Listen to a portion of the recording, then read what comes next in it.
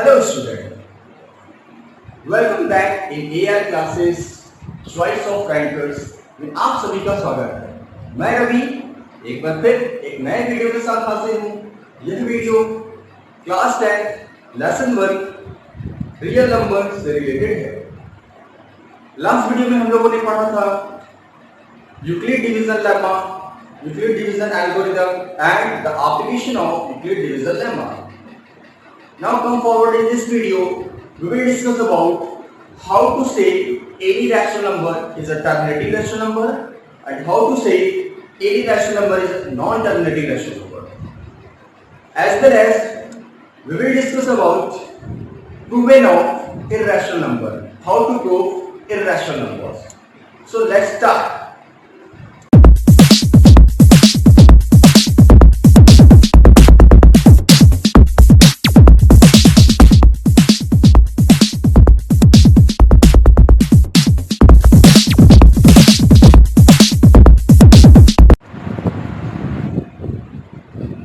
बच्चों हम लोग आ गए अपने टॉपिक पे। जैसा कि मैंने बताया था कि आप लोग इस वीडियो में देखेंगे कि हाउ टू से any rational number is a terminating decimal number और not.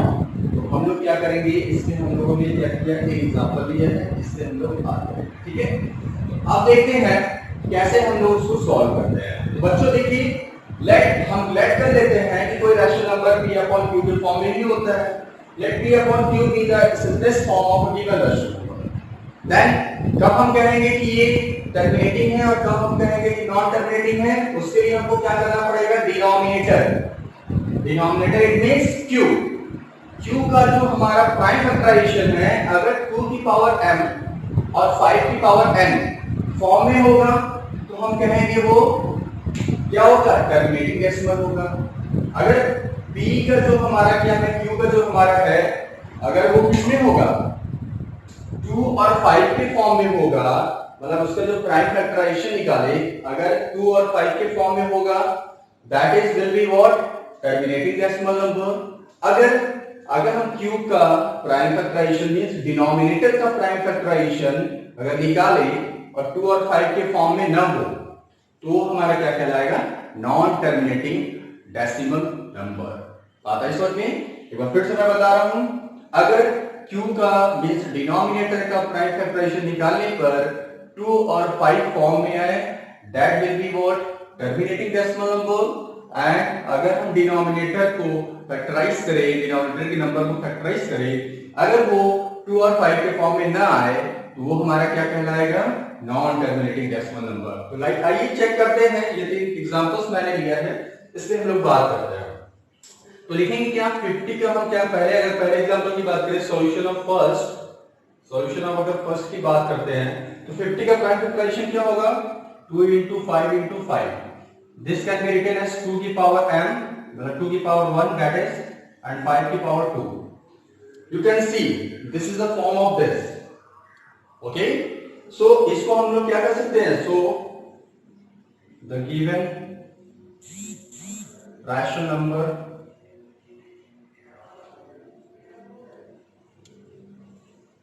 is terminating decimal.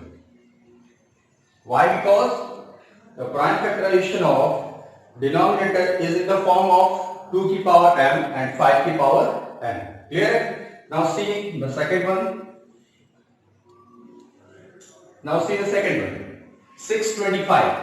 Now 625 we can write like this, 5 into 5 into 5 into 5 into 5. I take 5 5 is 25, 25 5 is 125, 125 5 is 625. So this can be written like this also, 2 की power 0 and 5 की power 4. So this is also in the form of what, 2 की power n and 5 की power n. So this number is also what, terminating decimal, right? So come on next, got it? Here there is no 2, so we can write like this, 2 की power 0, because the value of 2 की power 0 will be 1, so we can write like this in the form of this. Okay, now see the, come on next, 90. Now find the prime factor of 90 is what, 2 into 5 into 3 into 3. Okay, 2 5s are 10, 10 3s are 30, 30 3s are 90. So this is not in the form of 2 की power 1, 5 की power 1 into 3 की power 2. This is not in the form of this. So this rational number we can say that this is a what? Non-terminating decimal number. This is a what? Non-terminating decimal number. तो आप क्या करेंगे? ये without actual division, आपको ये कैसे पता चला? विदाउट एक्चुअल डिवीजन मतलब डिवीजन बिना किए आपको अगर बताना है कोई भी रैशनल नंबर ये टर्मिनेटिंग है कि non terminating, non terminating, non terminating, आपको पता ही होगा कि टर्मिनेटिंग क्या होता है, जो पूरी तरीके से डिवाइड हो जाए। नॉन टर्मिनेटिंग क्या होता है, जो डिवाइड ना हो, वो आगे बढ़ता ही जाए, डेसिमल लगाने के बाद भी अगर उसको डिवाइड करें तो आगे की तरफ बढ़ता ही जाए, तो वो हमारा क्या कहलाता है? नॉन टर्मिनेटिंग कहलाता है। ठीक है, तो टर्मिनेटिंग नॉन टर्मिनेटिंग अगर विदाउट एक्चुअल डिवीजन आपसे पूछता है कि चेक करिए ये रैशनल नंबर टर्मिनेटिंग है कि नॉन टर्मिनेटिंग है, तो सबसे इजी तरीका क्या है इसका?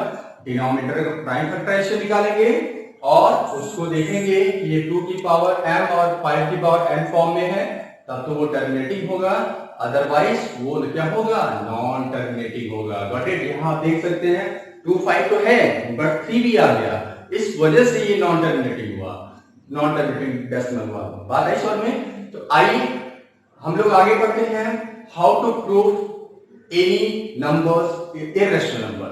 Got it? So write this. तो बच्चों हम लोग फिर एक नए टॉपिक के साथ देखते हैं हम लोग क्या करना है।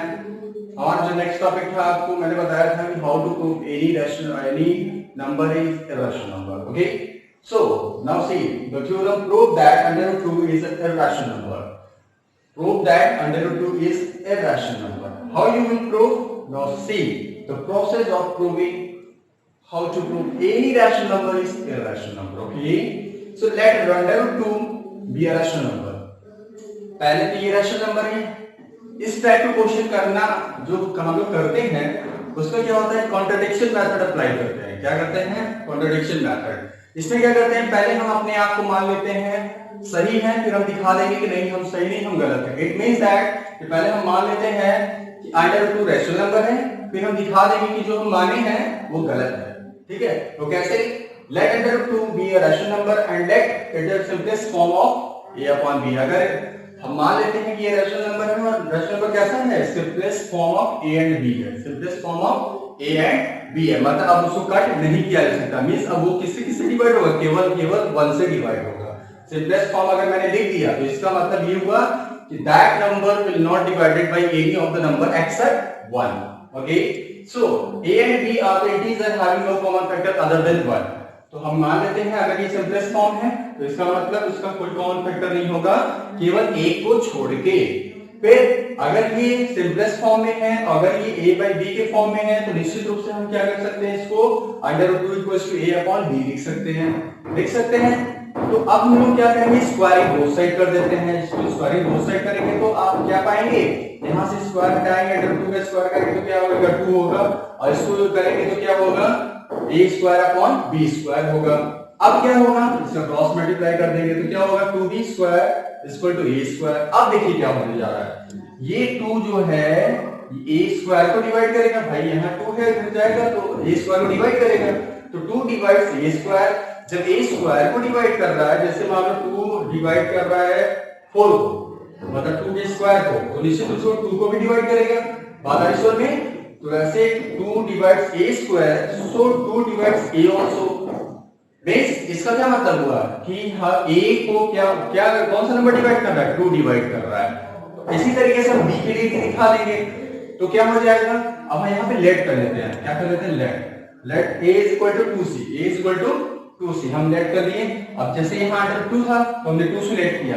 अगर ये अंडर रूट 3 प्रूफ करना होता तो यहाँ 3 से लेट करते हैं। अगर अंडर रूट 5 प्रूफ करना होता तो यहाँ 5 से लेट करते हैं। बात आ रही समझ में? तो जो अंडर रूट में नंबर्स रहेंगे वही यहाँ पे आप राइट करेंगे। ये एक ट्रिक है। अब क्या करेंगे? a putting a equal to 2c। अब a इक्वल टू 2c किसमें रखते हैं? Equation number 1। This is equation number 1। a equal to 2c put करिए तो क्या होएगा? यहाँ पे आप रख दीजिए तो 2b square equal to 2c square का होल 2c का whole square that is 4c square. अब ये देखिए 2c 2 कट जाएगा तो b square equal to 2c हो जाएगा। अब यहाँ पे हम क्या देखने जा रहे हैं कि 2 जो है b को भी डिवाइड कर रहा है। देखिए 2, ये 2 डिवाइड करेगा b स्क्वायर को, तो लिखा क्या गया है b, 2 डिवाइड्स b स्क्वायर, सो 2 डिवाइड्स b आल्सो।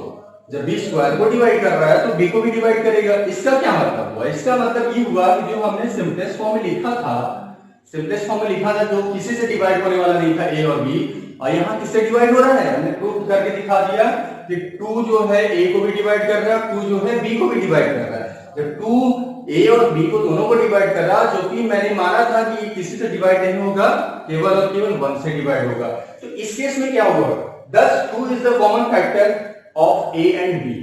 हमें क्या मिल गया भाई? ये तो हमने पहले ही कैलकुलेट कर लिया था कि किसी से डिवाइड नहीं होने वाला, केवल और केवल 1 से डिवाइड होने वाला। बट हमने इस तरीके से प्रूफ किया और मैंने दिखा दिया कि ये 1 से तो डिवाइड होगा ही होगा, साथ में 2 से भी डिवाइड हो रहा है, मतलब कि इसके 2 फैक्टर मिल गए आपको। तो thus 2 is a common factor of a and b, but this is the word contradict the fact that, ये क्या हो गया? कॉन्ट्रडिक्ट हो गया। जो हमने माना था वो कॉन्ट्रडिक्ट हो गया। कैसे? a and b have no common factor other than 1।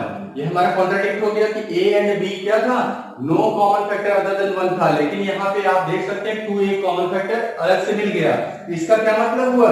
Then the contradiction arise हो गया। जो हम माना था वो क्या हो गया? कॉन्ट्रडिक्ट हो गया, कॉन्ट्रडिक्शन अराइज हो गया। तो उससे क्या हो जाएगा?